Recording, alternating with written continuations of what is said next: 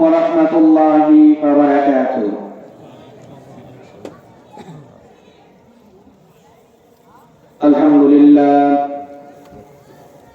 আলহামদুলিল্লাহি নাহমাদুহু ওয়া নাস্তাঈনুহু ওয়া নাস্তাগফিরুহু ওয়া নাউযু বিল্লাহি মিন শুরুরি আনফুসিনা মান ইয়াহদিহিল্লাহু ফালা মুদিল্লা লাহু ওয়া মান ইউদ্লিলহু ফালা হাদিয়া লাহু ওয়া নাশহাদু আন লা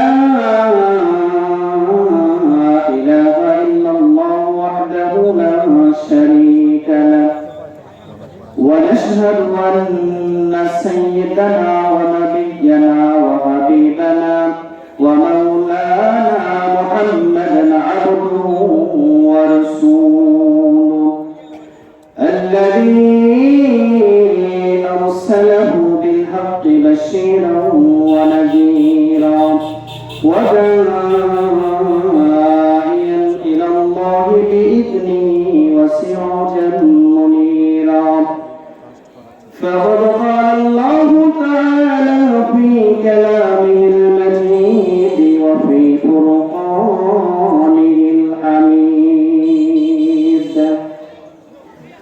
أعوذ بالله من الشيطان الرجيم بسم الله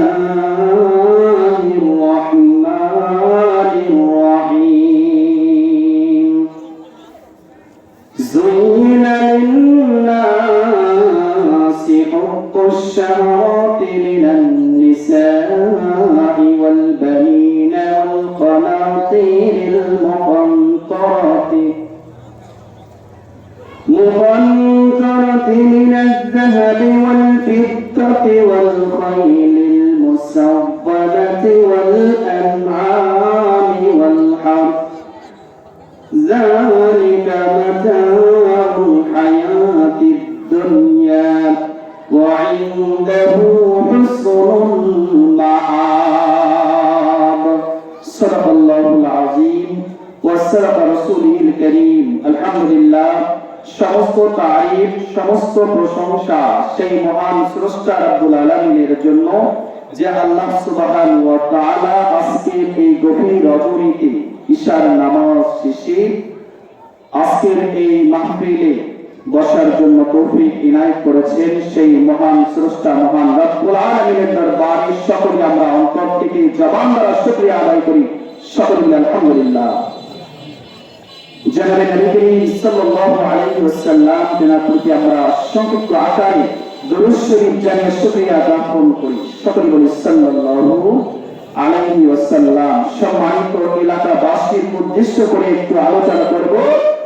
তার আগে আজকে প্রায় 2 বছর পরে এখানে ওয়াজ মাহফিল হচ্ছে, গত 24 সাল এখানে ওয়াজ হয়েছে আলহামদুলিল্লাহ।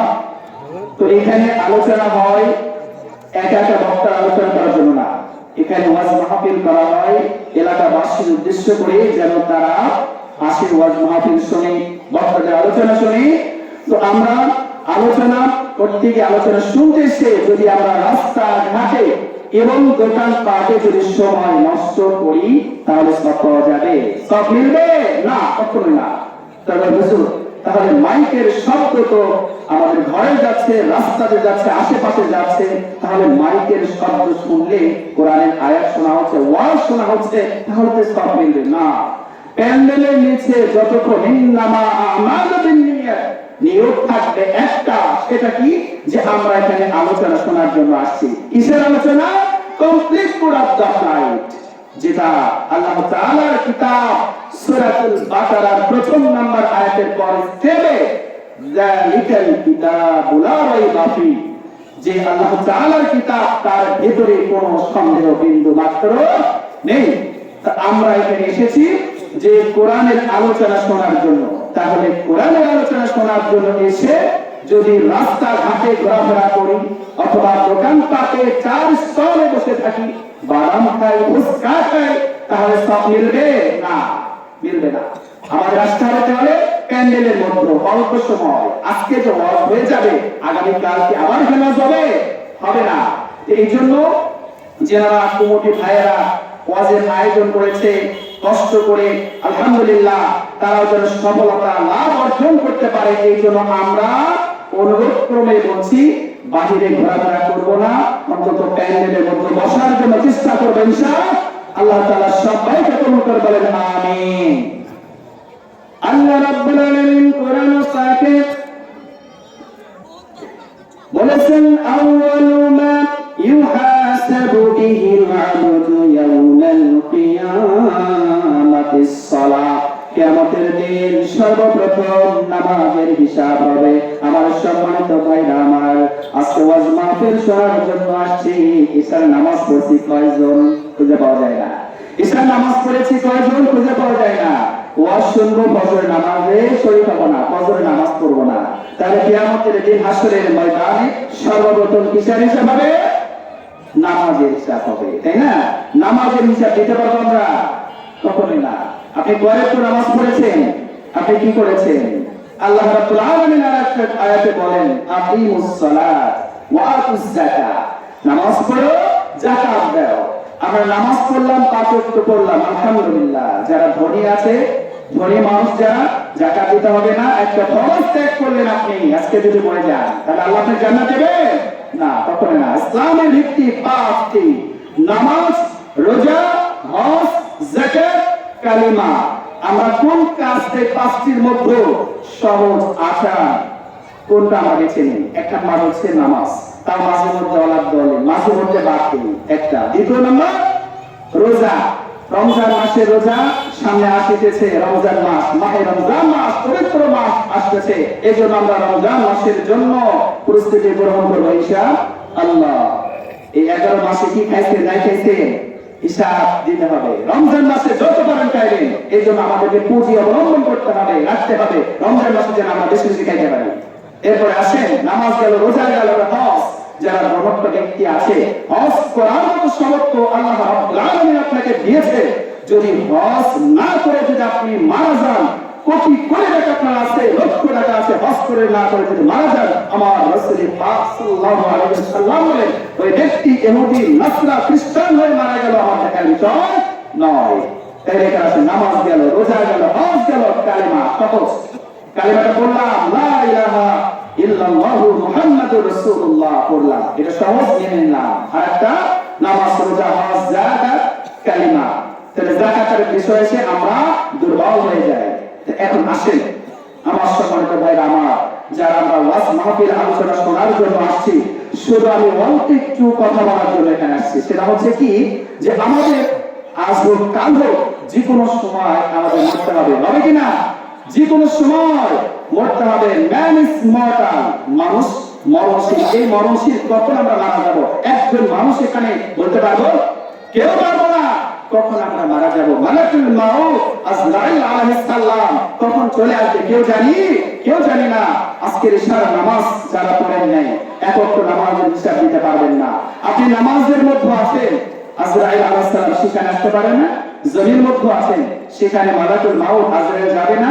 কোথায় আছে? সেখানে আজরাইল যাবে। আজরাইল আপনার কাছে পৌঁছে গিয়েছে, নামাজ পড়লেন না, অথবা নামাজের মধ্যে আছেন, ডান দিকে সালাম দিলেন, আসসালামু আলাইকুম ওয়া রাহমাতুল্লাহি ওয়া বারাকাতুহু, বাম দিকে সালাম ফেরানোর সুযোগ আপনাকে দেওয়া হবে না। মানে আপনার সময় শেষ, যাবেন কই? জমির মধ্যে আছেন, আজানের ধ্বনি হয়েছে, আপনাকে মুয়াজ্জিন সাহেব সুন্দরভাবে ডেকেছে, হাইয়া আলাস সালাহ,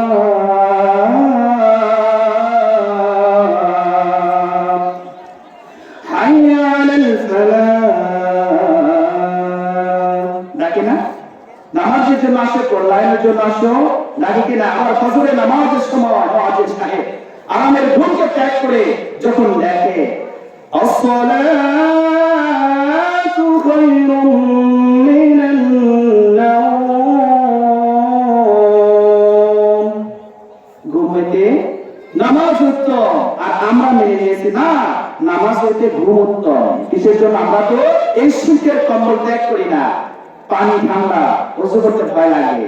কিন্তু আপনি এক ওয়াক্ত নামাজের হিসাব দিতে পারবেন? পারবেন না। আমার সম্মানিত ভাইরা আমার, মালাকুল মাউত ইসরাঈল আলাইহিস সালাম আপনার কাছে চলে আসলো। আপনি যেখানেই থাকেন না কেন, নামাজের মধ্যে আছেন, কাজের মধ্যে আছেন, আজরাইল আপনার কাছে চলে আসলো। আপনি গুনাহগার নেককার, দেখার বিষয় নাই, সময় শেষ হয়ে গেছে।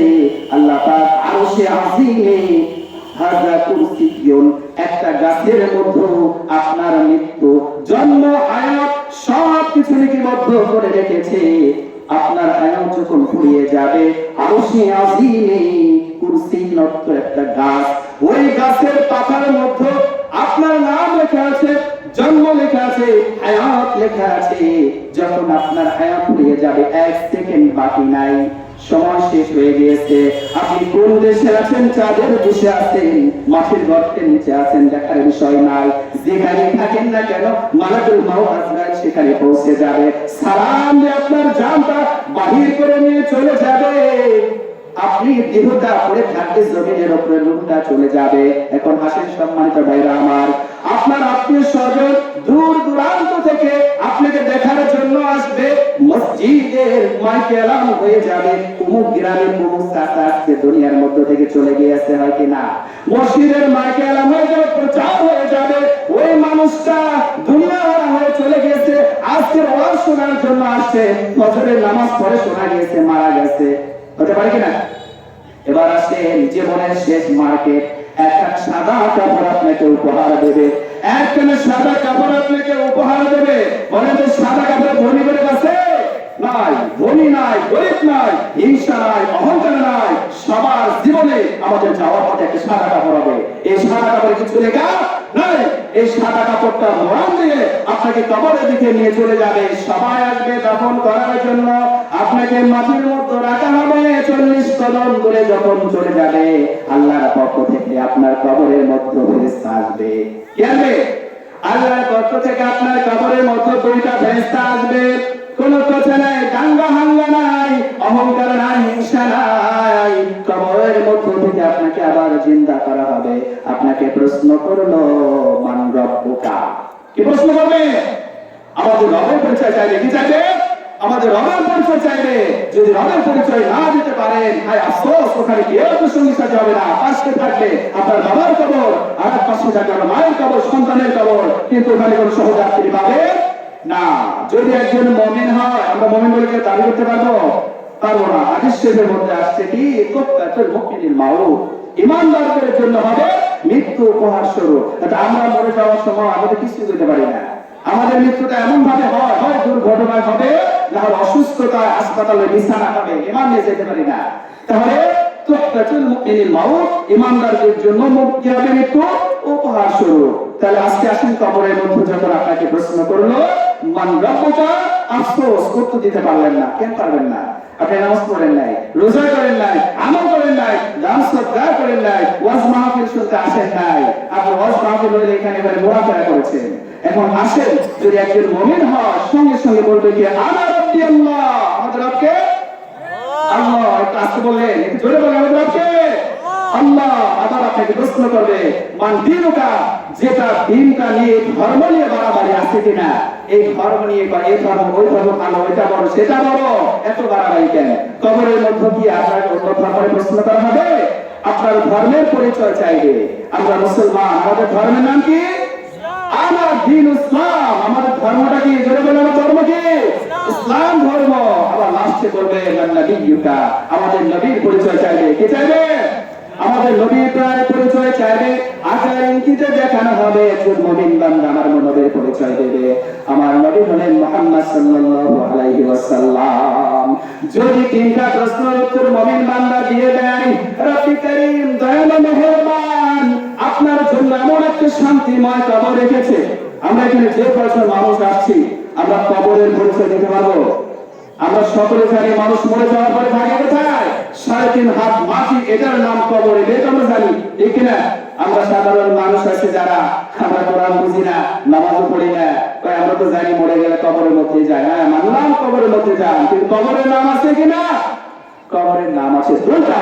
এই 2টা কবরের নাম শুনে ইনশাআল্লাহ আপনি আমল করবেন। বলে দেব আপনি মরে যাওয়ার পরে কোন কবরে থাকবেন, আর একজন ইমানদার কোন কবরে থাকবে, এটা শুনে ইনশাআল্লাহ শেষ করব, আল্লাহ যদি তৌফিক দান করে। কবরের মধ্যে তিনটা প্রশ্ন করেছে। একজন মুমিন বান্দা বলেছে, রব্বি আল্লাহ, আমার রব আল্লাহ, আমার দিন ইসলাম, আমার নবী মুহাম্মদ সাল্লাল্লাহু আলাইহি ওয়াসাল্লাম, আল্লাহ রাব্বুল আলামিন জান্নাতি ফেরেশতাদেরকে বলো, ফেরেশতারা তোদের কাছে জান্নাতি ব্যক্তিদেরকে আরামদায়ক শান্তিময় কবরে রাখা। আমি কি ঘোষণা দেই নাই, কবরের কথা বলি নাই, যারা দুনিয়ার মধ্যে আমাকে সারা দেবে, পাঁচ ওয়াক্ত নামাজে শরীক হবে, আমি যেগুলো কথা বলেছি সেই পথে চলেছে, তার জন্য শান্তিময় কবর রেখেছি। যে কবরটা আপনি সর্বপ্রথম জান্নাতি পোশাক, রেশমি সুতার কাপড়ের পোশাক, যেটা দুনিয়ার মধ্যে কখনো দেখেন নাই, ওই পোশাক আপনাকে পরিধান করে দেবে। আপনার কবরটা 70 হাত চওড়া হবে, এত বড় ময়দান হবে। ওই কবরের মধ্যে কেউ আপনাকে ডিস্টার্ব করতে আসবে না। কবরের মধ্যে থাকবেন, একটা টানা ঘুম দিবেন, কেউ আপনাকে ডাকবে না। এই ঘুমগুলো কোথায় থেকে আসলো? ফজরের নামাজের সময় আপনি আরামের ঘুমকে ত্যাগ করে নামাজ আদায় করেছেন, এই ঘুমগুলো আপনার আমল নামায় যোগ হয়ে গিয়েছে। ঘুম দিবেন, কেউ আপনাকে ডিস্টার্ব করবে না। সেই কবরটার নাম হলো ইল্লিয়ান। মনে রাখবেন সবাই, আমরা সকলে ইল্লিয়ান নামে শান্তিময় কবরে থাকতে চাই ইনশাআল্লাহ। সকলে আমরা চাই আল্লাহ আমাদের মুমিনদেরকে যেন ইল্লিয়ান নামে শান্তিময় কবরে রাখে। এটাই শুধু শেষ নয়, এটা শুধু কবর আর মুমিনদের জন্য হবে ইল্লিয়ান নামে শান্তিময় কবর। আর বেঈমান, বেঈমানাসি, মুশরিক, কাফের, বেঈমান যারা কোরআন হাদিসের মাহফিল শোনে না, বন্ধ করে দেয়, কটূক্তি করে, বলে এগুলো হবে না, আলেম ওলামার দর্শনা যাবে না, তাদের জন্য কোন কবরটা আছে খেয়াল রাখতে হবে। তাদের জন্য ভয়ানক কবর হবে, যেটার নাম হলো সিজ্জিন। কিনা এর বক্তা মনে আসছে? যাই হোক, আলহামদুলিল্লাহ তৃতীয় বক্তা চলে আসছে, একটু আলোচনা করা গিয়েছিল, করতে পারলাম না। তো যাই হোক, লাস্টে হুজুরের অনুমতি নিয়ে একটা গজল বলে শেষ করে দেই ইনশাআল্লাহ। ঠিক আছে? আল্লাহ তাআলা আমাদের সবাইকে কবুল করুক। তো এতদিন আমরা শুনেছি